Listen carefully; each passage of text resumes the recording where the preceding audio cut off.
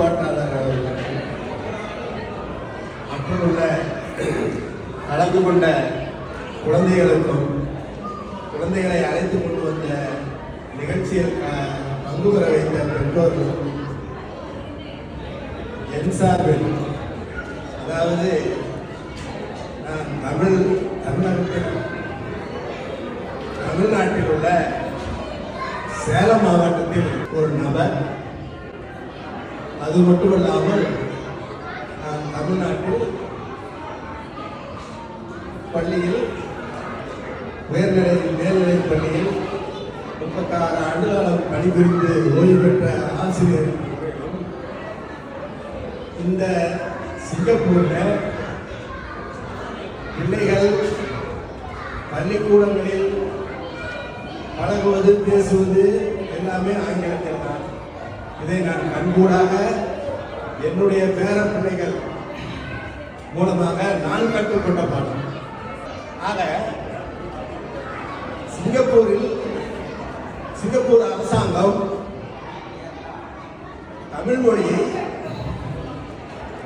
ஒரு அரசு மொழியாக அங்கீகரித்து அதற்கென்று நிறைய நிதி உதவிகள் அரசே செய்கிறது என்பதை நான் செய்தித்தாள் வாயிலாக தெரிந்து கொண்டிருக்கிறேன். அது மட்டுமில்லாமல் இது போல தொண்டு நிறுவனங்களும் நிறைய தமிழ் வளர்ச்சிக்காக பணச்செலவு செய்து உடல் உழைப்பு கொடுத்து செயல்படுகிறார்.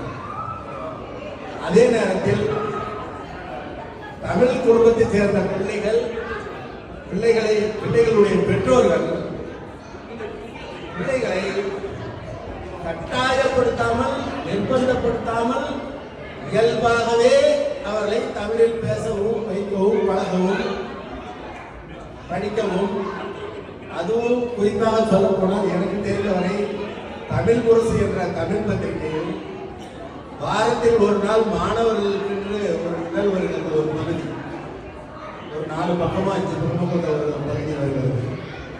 அந்த பத்திரிகையை மட்டும் வாங்கி மாணவர்களுக்கு